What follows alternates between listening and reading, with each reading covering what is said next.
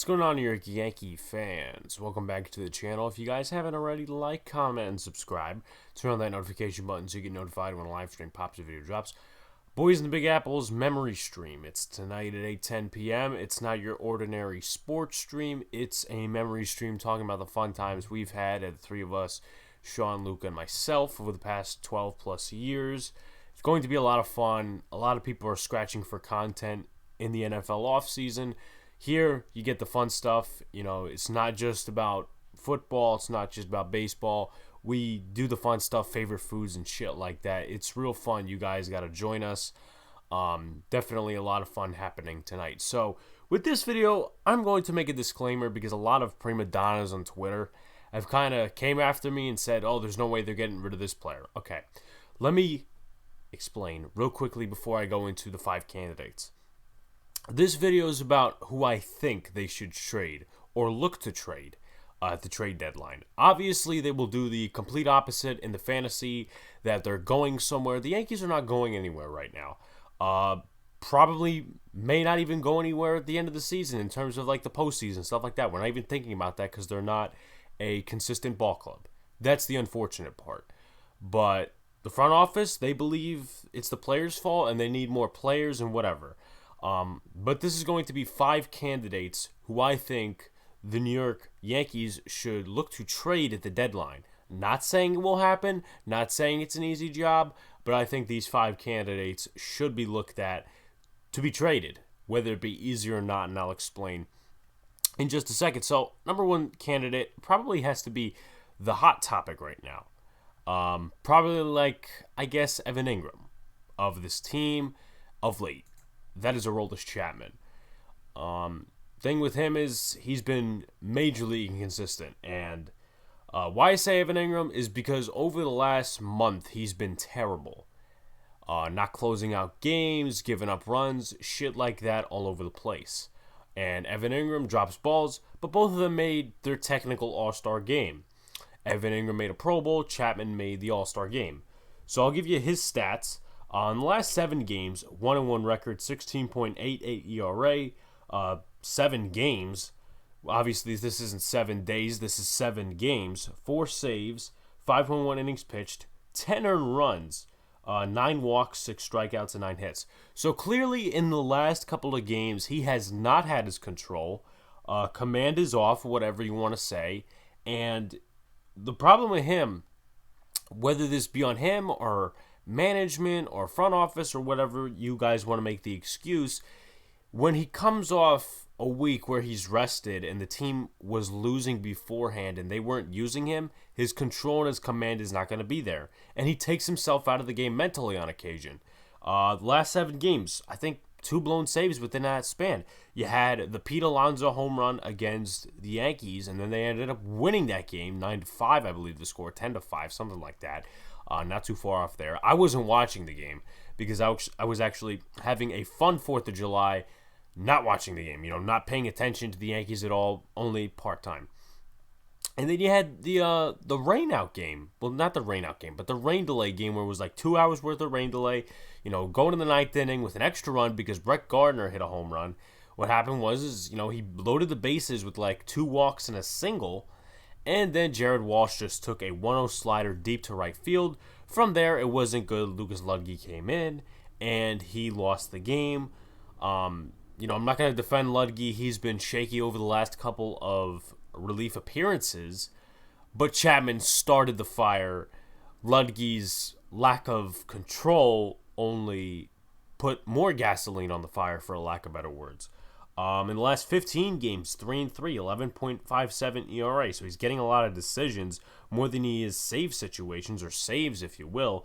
5 saves, 15 games, 11.2 innings pitched, 16 hits, 15 earned runs, 14 walks, and 13 strikeouts. Then you look at the last 30, 5-3, which actually turns out to be his record on the year. 5.06 ERA, 30 games, obviously. 16 saves, 26.2 innings pitched, 21 hits, 15 earned runs, 19 walks, and 43 strikeouts. Walks are a big problem in this. Obviously, blowing the save, that's a contributor in blowing the save is the walks and the hits and stuff like that. His total stats on the season look like this: 5-3 record, 32 games, 4.71 ERA, 16 saves, and 49 strikeouts with 28.2 innings pitched. So, to go along with that, at the beginning of the year, he was immaculate. We were talking about All-Star Game. We were talking about this, that, and the other thing with Chapman. I know one of my friends who probably still works at Uncut. I don't anymore. If anyone doesn't know, I kind of left that business because I said I cannot take an administrative role going into college and when I'm doing a YouTube channel actively. So that's why I left that, but that's not about that. My friend wrote a article about can Aroldis Chapman win a Cy Young? Obviously, that article didn't last, or at least age well. So, with Chapman, in 2022, the Yankees owe him $18 million. They owe him $14.8 million this year. They signed him to a contract extension. Well, not a contract extension, but they signed him to a contract after they traded him in December of 2016.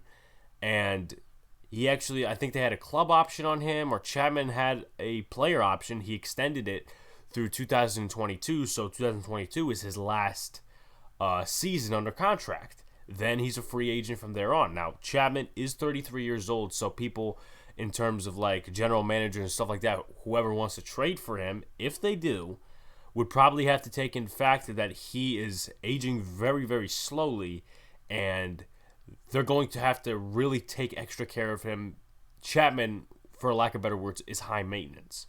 I don't like saying that about players, but when you're 7 days rested or 5 days rested or whatever, and you come into a game, and then you just don't have your command with you, your control, it's going to be messy for a lot of teams in terms of the morale and stuff like that. And shit doesn't show me like Gary Sanchez or Aroldis Chapman or Gleyber Torres or any of these players, banging on something, doing this, doing that. That doesn't show me a lot. It shows me fire, but it doesn't, because the team is not winning.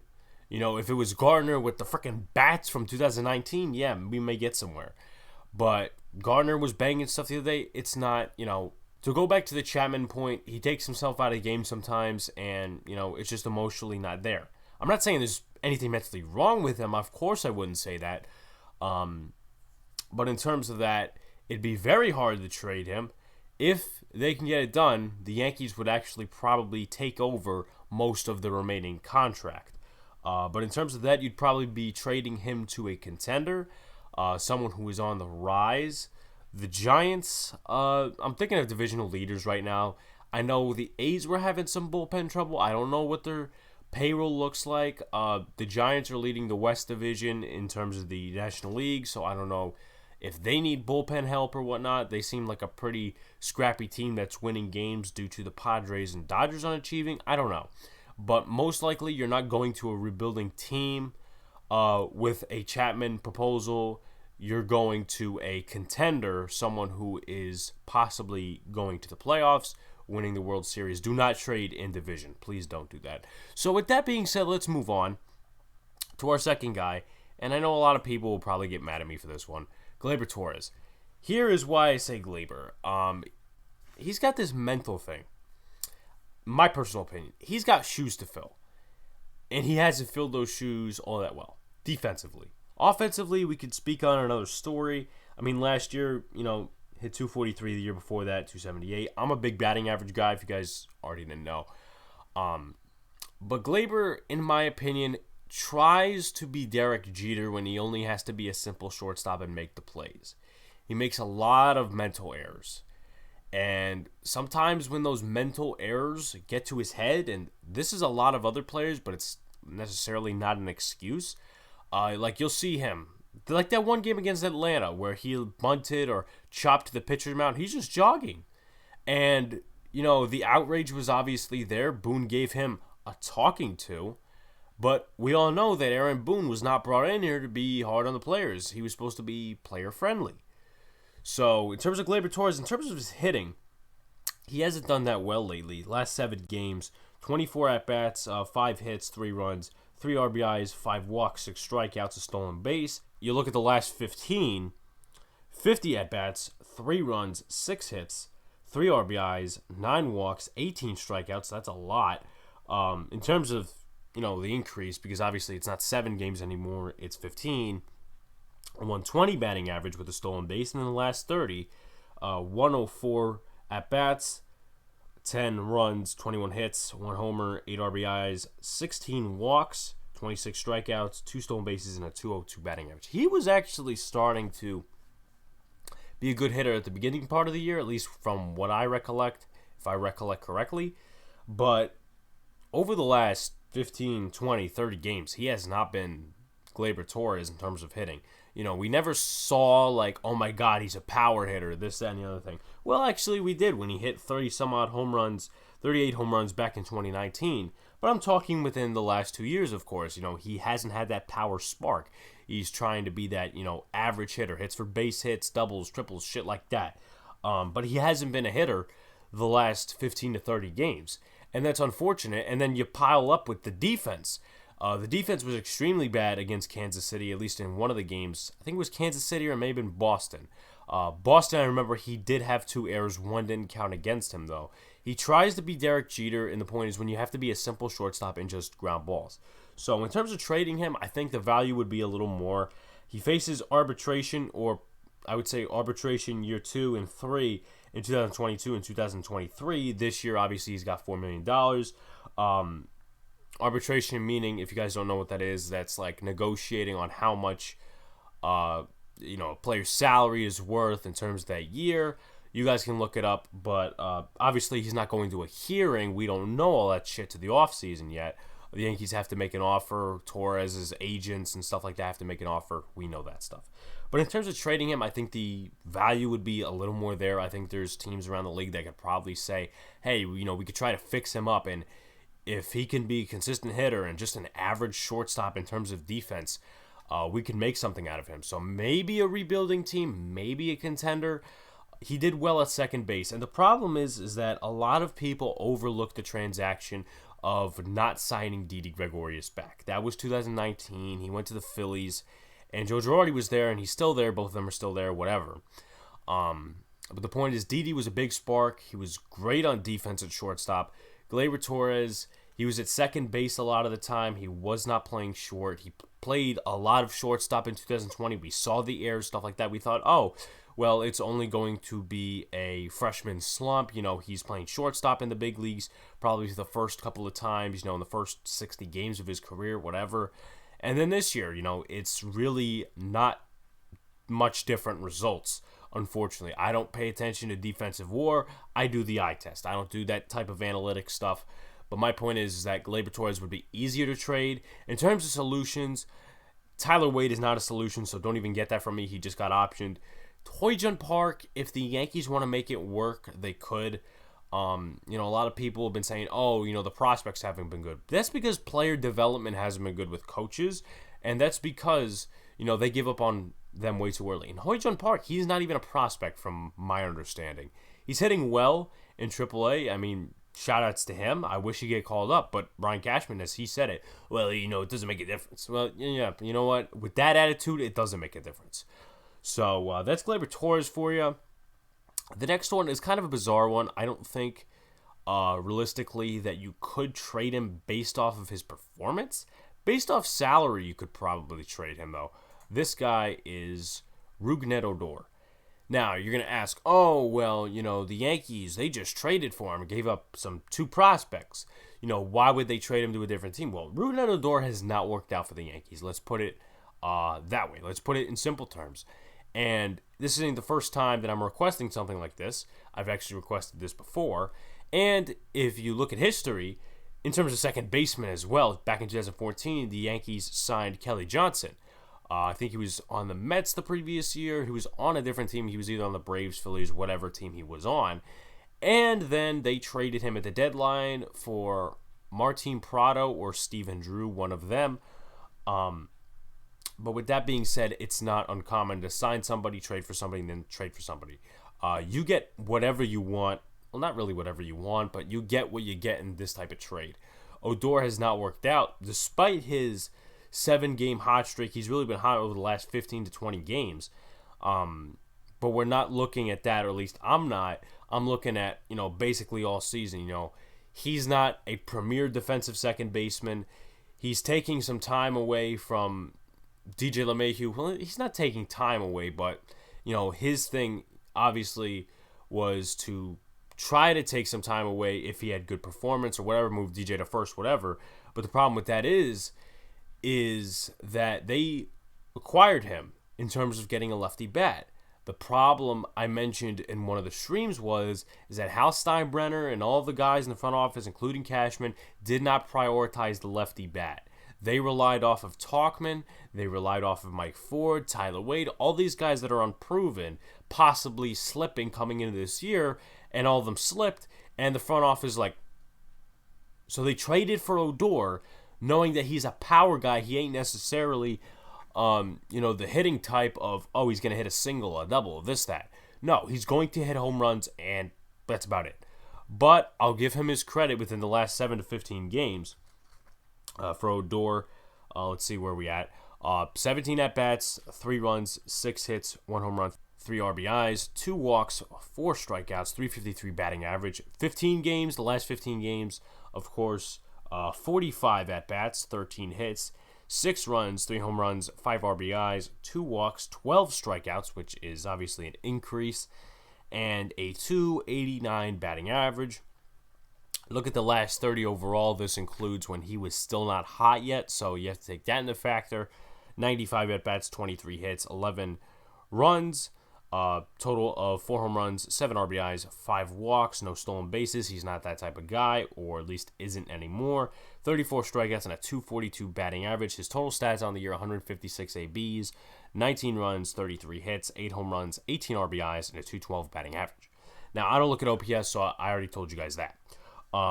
In terms of the salary, the Texas Rangers already took care of most of his salary.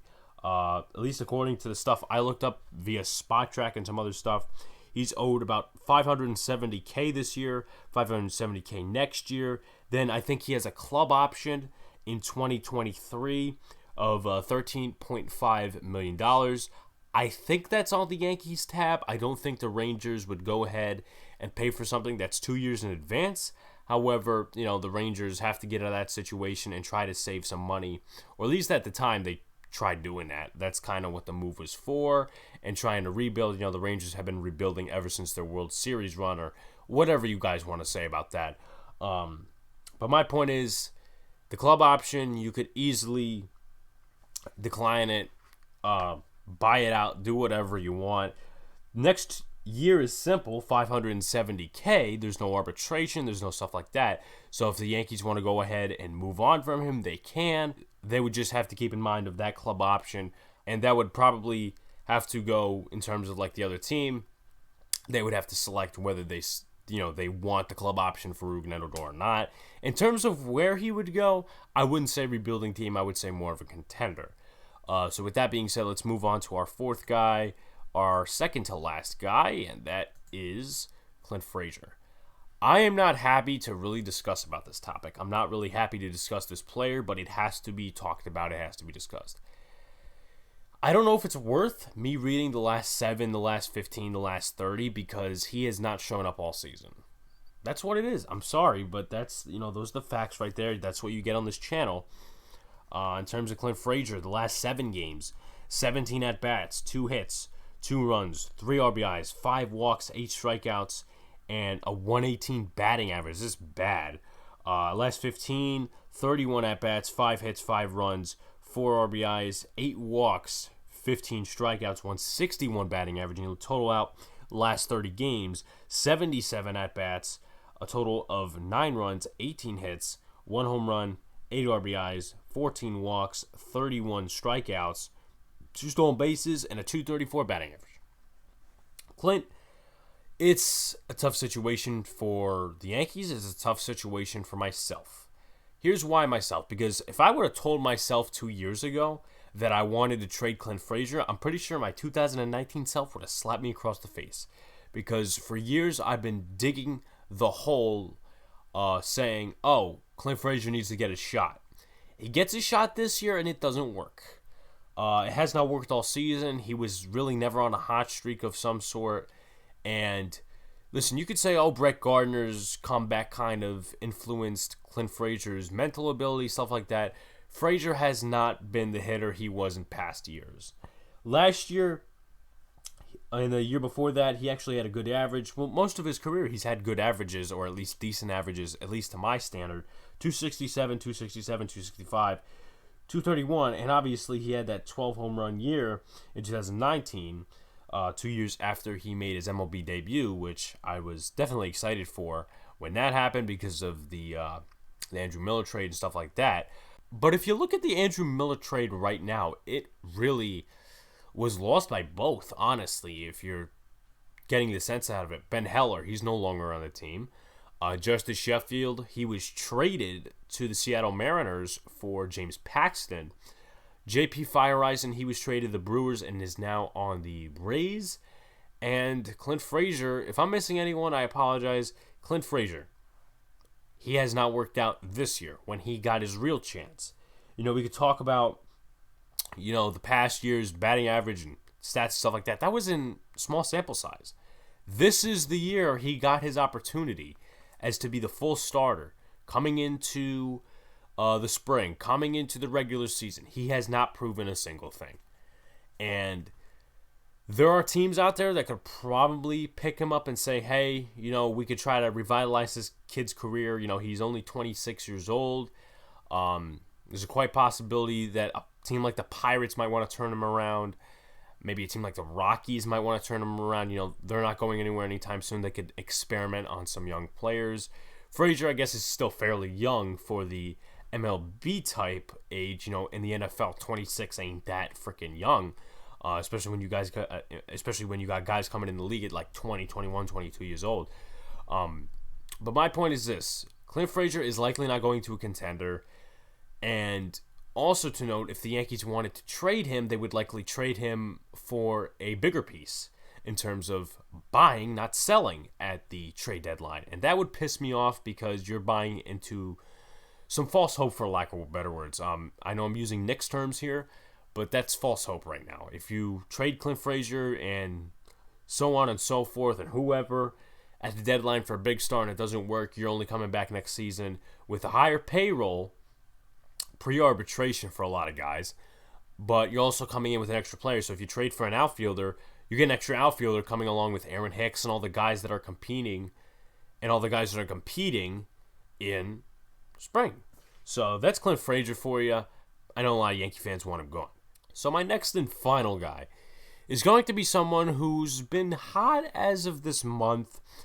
Not of late, though, honestly. I mean, as of late, he's really had some bad at-bats. That guy is Miguel Andujar. This team seems like they don't want him to be on the roster, and they're just stashing him elsewhere.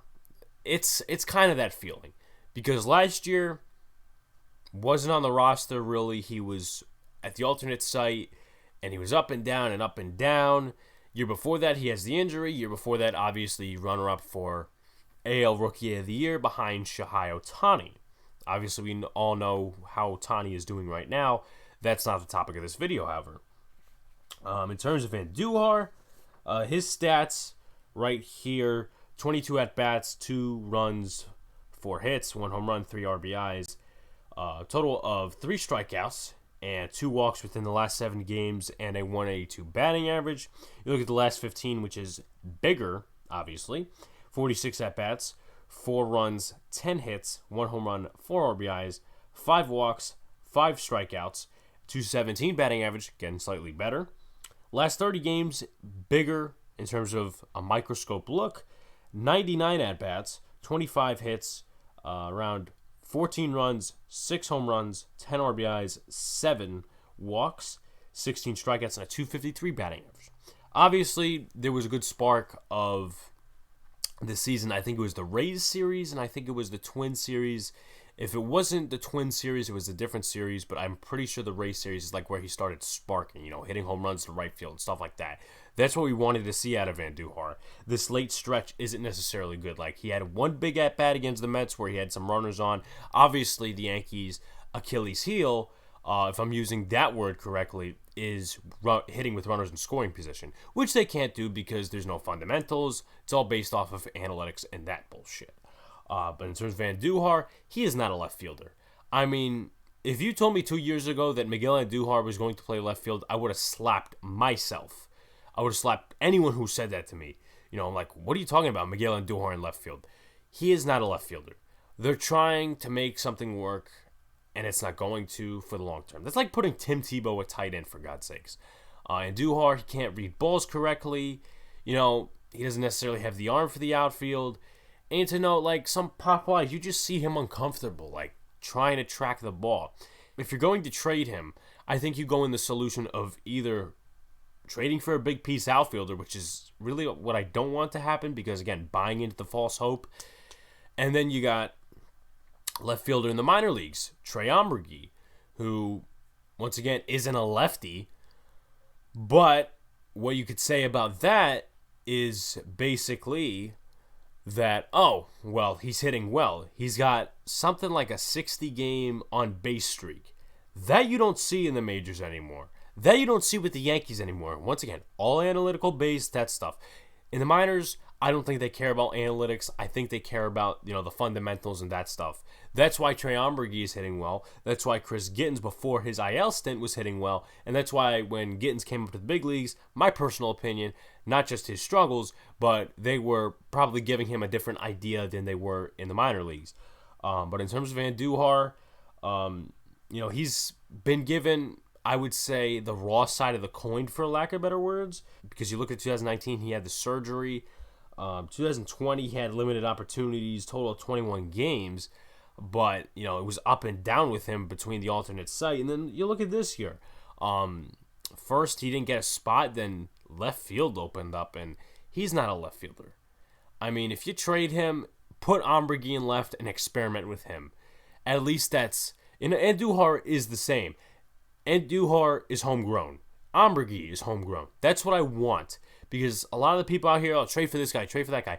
You're forgetting about homegrown. That is probably one of the most important aspects and most underrated aspects to have in an organization. Have homegrown guys, develop them in your minor league system and stuff like that. The Yankees only have like 6 on the roster. Jordan Montgomery, Andujar, Higashioka, Sanchez, I'm forgetting 2, Tyler Wade, and there's one more that I can't even think of at this moment. But that's a total of 5-6 guys. And I know you can consider Gleyber Torres. I'm talking guys that were not traded in. I'm talking guys that were developed homegrown through the roster. Brett Gardner is also that guy, but he's 37 years old, as you guys know. So in terms of Andujar, he's not a left fielder. They're trying to stash him there for short term. It's not long term, so I wouldn't bet your money on that. Just as a disclaimer before I end this video, this is players that I think should be traded, or the Yankees should attempt to trade them and find a partner. If they don't, oh well. But obviously these guys, or at least most of these guys that I mentioned, are not getting traded. Odor's not getting traded. Chapman's not getting traded. Let's see who else is on the list. Gleyber Torres, he's not getting traded. Frazier possibly, and Andujar possibly. But that's only 2 out of the 5 guys that I mentioned today. So with that being said, guys, if you haven't already, like, comment, and subscribe, turn on that notification button so you get notified when a live stream pops or video drops. Boys in the Big Apple's memory stream tonight. Content throughout the week. I will be making an announcement on the stream as to where I'm going on Saturday. I'm going to do a special vlog type of video. It's not a game, but it's a sports kind of thing. I'll talk about it on the stream. It's going to be very exciting, and I found out myself about 2 days ago. I'm like, you know what? This is going to be fun for me. And you guys as well, because you guys get to see it through my video. So with that being said, guys, peace out. See you later, and stay cool.